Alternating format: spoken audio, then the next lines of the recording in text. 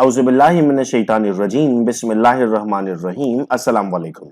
बच्चों, मैं उम्मीद करता हूं कि आप सब लोग खैरियत से और आप सबको वेलकम एक मर्तबा फिर ऑनलाइन क्लासेस में।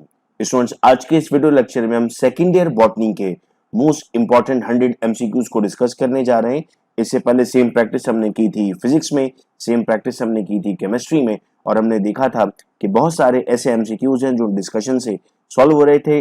बेटे, दो तरीके से आज हम क्लास अपनी देख रहे होंगे। एक, मैं आपको हर चैप्टर के कुछ इंपॉर्टेंट पॉइंट्स बताऊंगा जो आपने बुक में से रीड करने होंगे, और फिर हम हर चैप्टर के 10 to 15 एमसीक्यूज को डिस्कस करेंगे।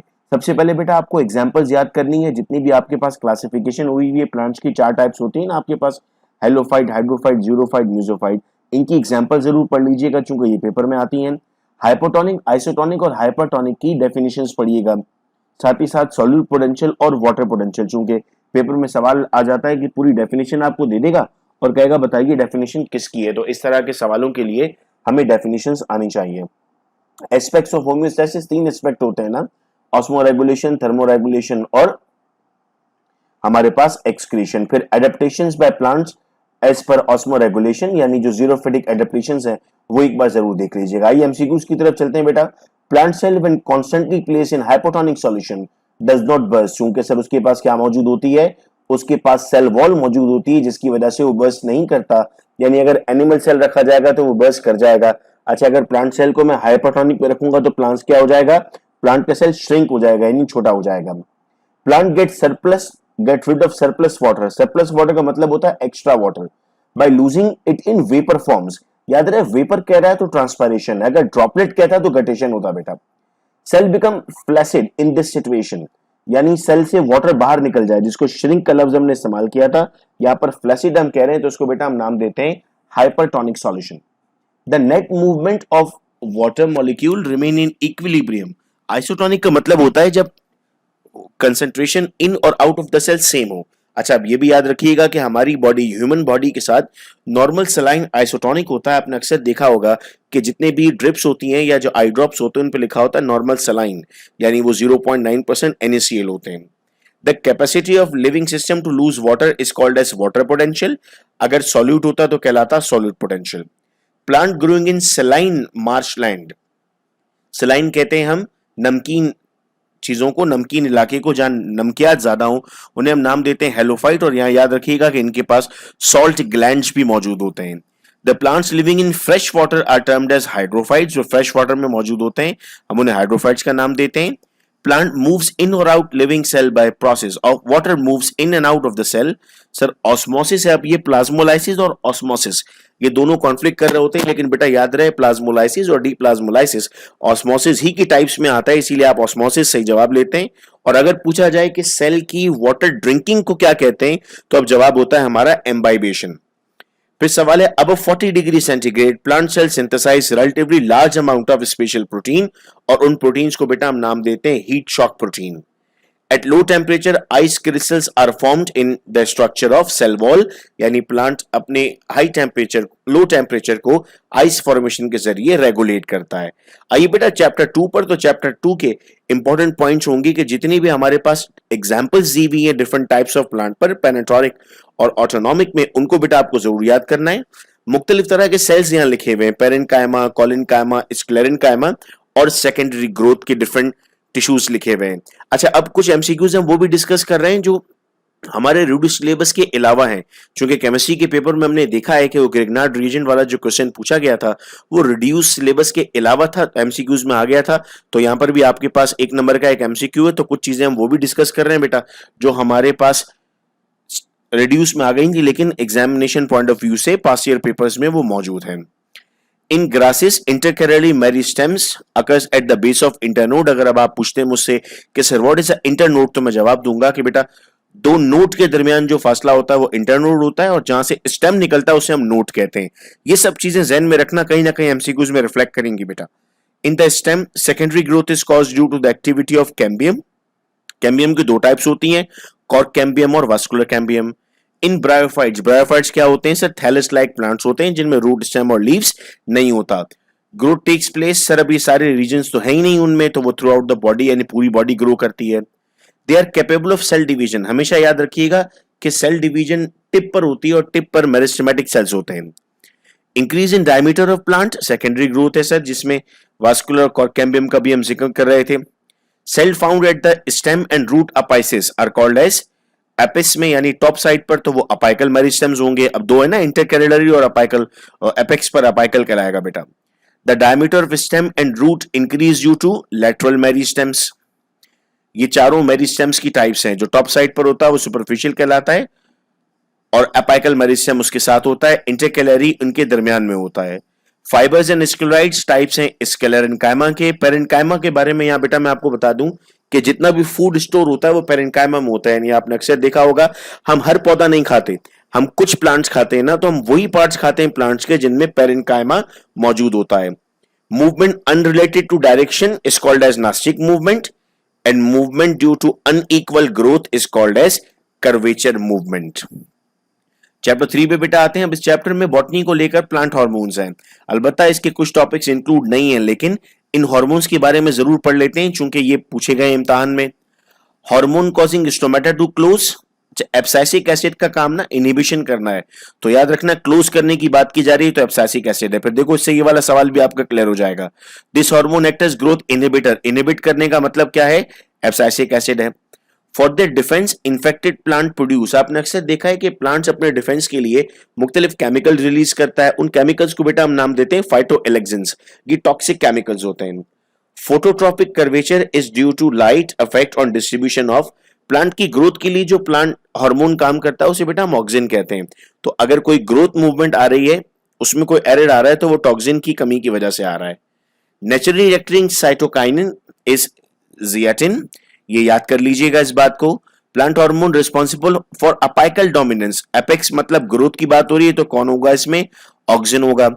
Plant infected with disease produce chemical, plant है डिजीज की बात हो रही है तो बेटा क्या आएगा, phytoalexins. Plant hormone responsible for ripening of fruit, chemistry में भी याद किया आप लोगों ने, ethene. Plant their defence infected plant produce variety of chemical compounds and these chemical compounds are called as phytoalexins। जब कभी भी बात बेटा की जा रही होगी किसी केमिकल कंपाउंड के डेंजरस होने की जिसकी वजह से नुकसान पहुंच रहा है तो उसे हम नाम देंगे फाइटोएलेक्सिन्स का। All are the messengers except, ये phyto hormones, growth regulator hormone, ये सब मैसेंजर्स हैं, लेकिन बायोरिदम मैसेंजर नहीं है। बायोरिदम हमारी बॉडी के अंदर क्लॉक मौजूद है जो ये सब कुछ टाइमिंग कैलकुलेट कर रही होती है बॉडी की और उसके हिसाब से बॉडी डिफरेंट फंक्शन परफॉर्म करती है। नेक्स्ट आते हैं चैप्टर 4 में। तो बेटा सेक्सुअल एसेक्सुअल रिप्रोडक्शन की एग्जांपल्स आपको याद रखनी है और इनके नाम आपको याद रखने हैं। आर्टिफिशियल और आपकी बुक में लाइन से नाम लिखे हुए ये सब आपको याद रखने हैं और जर्मिनेशन विद एग्जांपल बेटा आपको याद करनी है। The cotyledon of maize is called as, अगर कॉटिलिडन के स्ट्रक्चर हम पढ़ते हैं तो जो आउटर स्ट्रक्चर आता है उसको हम नाम देते हैं स्कैचुलम।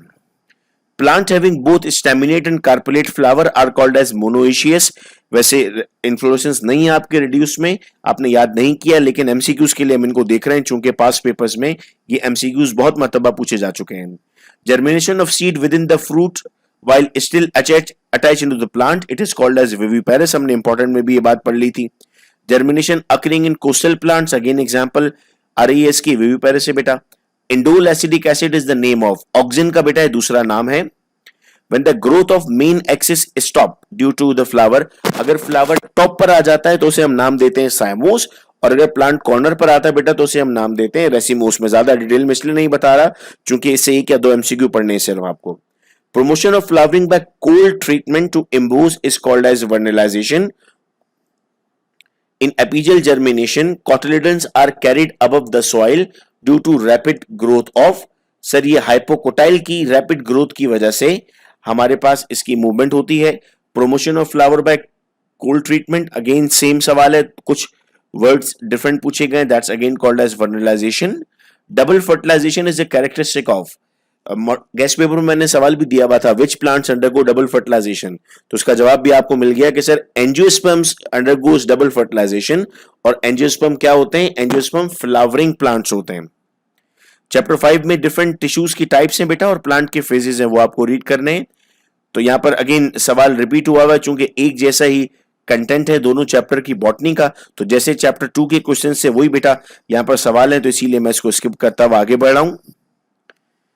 चैप्टर 6 में नंबर ऑफ क्रोमोसोम्स दिए हुए, चैप्टर 6 जैसे स्टार्ट होता है ना, वो जरूर याद रखिएगा, वो आते हैं पेपर में। और डीएनए और आरएनए के स्ट्रक्चर को पढ़िएगा, उसमें से भी सवाल आते हैं बेटा। तो number of chromosomes in sugarcane 80, number of base genetic code specify in an amino acids 3, 3 का कोड बनता है AUU या ACG। The particular area of chromosome present in an individual is called as karyotype की definition है sir ये। Both polynucleotide strands of DNA remain separated by 20 angstrom.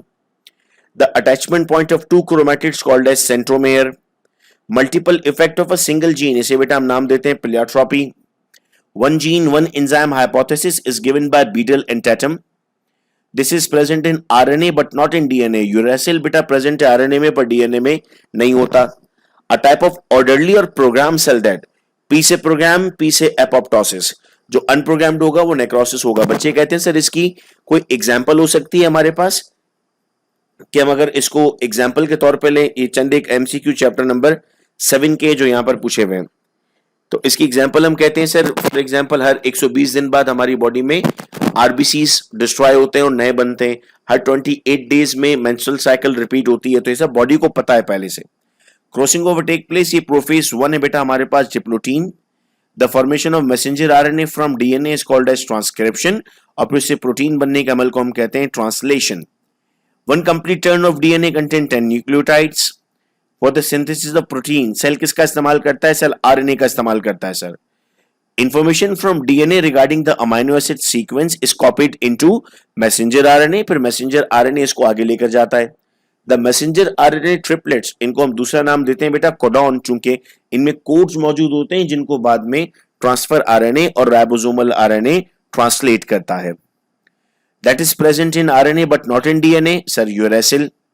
To specify an amino acid, 3 genetic codes are used. फिर आपके पास types आती हैं, आपको याद होगा स्टूडेंट, वो वीडियोस भी आपने देखी हैं जिसमें 13 चैप्टर्स अलग अलग सॉल्व होकर आप लोगों को बुक के बैक के सारे एमसीक्यूज हमने सॉल्व किए, तो उसमें भी डिस्कस किया था हमने। अगर नहीं देखी है तो वो वीडियोस भी इसी चैनल पर मौजूद हैं, वो भी जरूर देख ले, वो काफी हेल्प करेंगे आपको एमसीक्यूज में।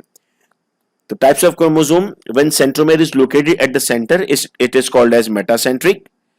If the sequence nucleotides messenger RNA template is AUCGUA, then sequence of newly DNA, अब A के साथ बेटा बॉन्ड बनाता है T, U के साथ बॉन्ड बनाता है A, फिर C के साथ G, फिर G के साथ C, फिर U के साथ A और A के साथ T। तो दैट्स द करेक्ट ऑप्शन। अच्छा, अगर ये सवाल उलट कर दूं, RNA के लिए कर दूं, तो T की जगह क्या आ जाएगा? U आ जाएगा। ठीक है, ये दोनों तो ऑप्शन हो ही नहीं सकते, डीएनए में तो यूरेसिल नहीं होता। Which triplet base sequence do not decode isoleucine? ये भी अगर हम गौर करते हैं तो हमारी किताब में ये मौजूद था और इसको हमने सॉल्व किया था। आपकी बुक में एक चार्ट बना हुआ है, जरा उसको देखिएगा। उसमें आइसोल्यूसिन की चैप्टर 6 में डिफरेंट कोडिंग्स दी हुई हैं, उन कोडिंग्स में AUG नहीं है। ये आपकी टेक्स्ट बुक के बैक पर भी मौजूद है एमसीक्यू। चैप्टर 7 में बेटा आपको सेल साइकिल के स्टेजेस पढ़ने, माइटोसिस के स्टेजेस याद रखने और प्रोफेज 1 के इवेंट जरूर याद रखने हैं। This is type of orderly और program cell that is apoptosis. A cell having 16 chromosome और मियोसिस हुआ है तो क्या होता है सर? हाफ हो जाते हैं ना। At telophase 1 the number of chromosome in each nucleus, तो 16 से क्या मिल जाएंगे आपको? हाफ यानी 8 मिल जाएंगे। द करेक्ट सीक्वेंस ऑफ सब स्टेजेस, सर पहले गैप 1 फेज आता है, फिर सिंथेसिस फेज आता है, फिर गैप 2 आता है, तो ये बन जाएगा G1, S और G2। Synapsis of new DNA occurs during, नया डीएनए बनता है सर हमारे पास इंटरफेज में। In animal the mitosis is amphiastral, ये भी हमारी किताब के बैक से एमसीक्यू है बेटा। Chromosomes normally occur as homologous pair in zygote, जब भी जाइगोट बनता है तो वो हमारे पास होमोलोगस बनता है, फिर उसको सेपरेट करते हैं तो हमारे पास गैमेट्स बनते हैं। The pairing of homologous chromosome during meiosis, इस स्टेप को बेटा हम नाम देते हैं synapse. Each chromosome is attached to a spindle fibre through, उस पार्ट को बेटा हम नाम देते हैं काइनेटोकोर। बाइवेलेंट्स आर फॉर्म्ड, अब जाइगोटीन में जाहिर है जब मिलेंगे तभी बाइवेलेंट्स बनेंगे, 2 कॉर्नर्स बनेंगे। म्योटिक प्रोफेज 1 चियास्मेटा अकर्स, ये स्टेजेस ना एक मर्तबा कोशिश कीजिएगा सब नाम लिखकर उनके आगे उनकी सिंपल वर्डिंग्स में लिख दीजिएगा किसमें क्या होता है। जैसे डिप्लोटीन में हम कह रहे हैं चियास्मेटा बनता है, जाइगोटीन में बाइवेलेंट्स बनते हैं, लिप्टोटीन में हमारे पास बीडिंग्स बनती हैं, साइनोप्सिस होमोलोगस सीरीज के मिलने को बोलते हैं। तो इससे आपके एमसीक्यूज आसानी से आप बेटा कर सकोगे। चैप्टर 8 में जब चैप्टर स्टार्ट होता है तो उसमें लिखा हुआ है why Mendel selected P, Chand reasons लिखे हैं, वो रीजंस बेटा जरूर पता होने चाहिए आपको। Allele, gene pool, multiple gene, इनकी आपको डेफिनेशंस बताऊं और ब्लड ग्रुपिंग एक मर्तबा जरूर देखिएगा। It is defect in human with blood fails to clot, sir haemophilia. The cross fertilization of phenotypically dominant with in homozygotive recessive, जिसमें हम ये पढ़ते थे ना कि पता कैसे लगेगा हमारे पास कि सर डोमिनेंट में दोनों सेम है या दोनों डिफरेंट है, मतलब कैपिटल टी स्मॉल टी भी टॉल है और स्मॉल कैपिटल टी भी टॉल है, तो हम कहते थे सर हम उसको रेसेसिव के साथ रिएक्ट करवाएंगे। इस पूरे अमल को हम नाम देते थे टेस्ट क्रॉस का। It helps in determining the homozygosity और heterozygosity, again it's test cross थोड़ा सा डिफरेंट करके सवाल पूछा गया है। Sex determination in drosophila, Morgan है, पीमर काम किया था मेंडल ने, वॉटसन ने प्रेजेंट किया था डीएनए मॉडल और डार्विन ने एवोल्यूशन की theory. The gametes of capital Y, capital R, ये Mendel's law of independent assortment से बेटा सवाल है। सेकंड लॉ जो हमारे पास था, एक कैपिटल वाई और एक कैपिटल आर होगा। This is an example of sex link inheritance, sir colour blindness इसकी एग्जांपल है और हेमोफीलिया होता तो वो भी इसकी एग्जांपल आती। In a cross appearance of intermediate character, जब इंटरमीडिएट कैरेक्टर्स आते हैं तो इनकम्प्लीट कहते हैं और जब मुकम्मल कैरेक्टर्स आ जाते हैं तो उसे हम कंप्लीट डोमिनेंस कहते हैं। जैसे सवाल पूछा जा रहा है कि इक्वली अगर अपेयर होंगे तो क्या नाम देंगे, को डोमिनेंस का नाम देंगे। मैं अक्सर इसकी एग्जांपल यूं समझाता हूं कि अगर आप मिल्क और चॉकलेट वाली आइसक्रीम देखते हैं तो उसमें आपको व्हाइट कलर भी नजर आता है और आपको ब्राउन कलर भी नजर आता है, दैट इज कंप्लीट डोमिनेंस। और अगर आप रूह अफ़ज़ा की एग्जांपल लें तो लाल और व्हाइट मिलकर पिंक बन जाता है, यानी एक नया कैरेक्टर मिल जाता है, उसे हम नाम देते हैं incomplete dominance. The tendency of gene located on the same chromosome, उसे हम नाम लिंकेज का देंगे बेटा। अब यहां पर आपके सामने एक एग्जांपल आ गई कि अगर कलर ब्लाइंडनेस कैरियर फीमेल और नॉर्मल मेल के साथ होगा, जरा क्रॉस बना के देखिएगा और इन क्रॉसेस में कोई आपको प्रॉब्लम है तो वीडियो लेक्चर बेटा मौजूद है, इस पर भी अगर आप चैनल पर लिखते हैं Saqib Qureshi Mendel laws crosses, तो आपके सामने वो वीडियो लेक्चर आएगा जिसमें आपको पता लगेगा कि 25% सन कलर ब्लाइंड है और 25% डॉटर कैरियर है। चैप्टर 11 में सबके आपको बायोटिक और एबायोटिक कंपोनेंट बेटा याद करने पड़ेंगे।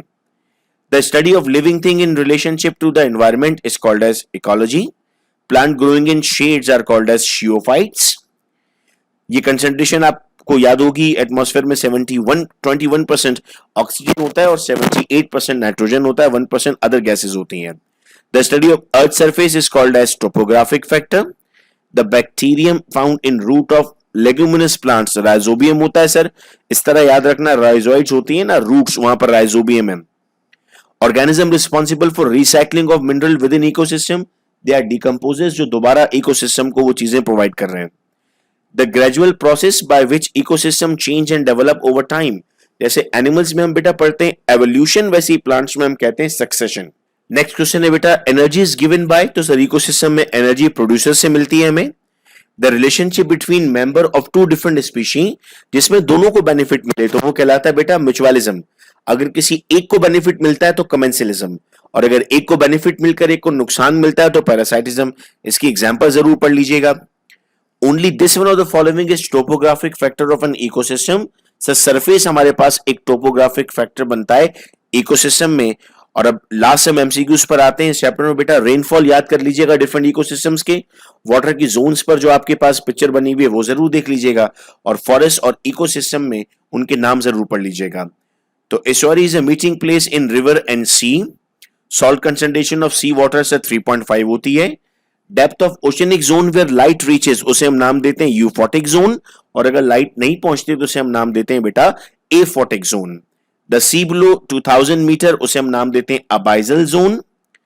This biome is called as bread basket, तो grassland is the bread basket of the world. तो ये बेटा 100 एमसीक्यूज हमने डिस्कस किए, वो 100 एमसीक्यूज हैं जिनकी तैयारी अगर एग्जाम में आप करके जाते हैं तो आपके अच्छे मार्क्स आ सकते हैं। और साथ ही हर चैप्टर के हमने इंपॉर्टेंट पॉइंट्स को भी डिस्कस कर लिया, यानी इस वीडियो लेक्चर को देखने के बाद हमारे एमसीक्यूज का पोर्शन बहुत अच्छा सॉल्व हो सकता है। बहुत शुक्रिया आप तमाम का इस वीडियो लेक्चर को सुनने का। अपना बहुत ख्याल रखिएगा आप सब लोग। अल्लाह हाफिज।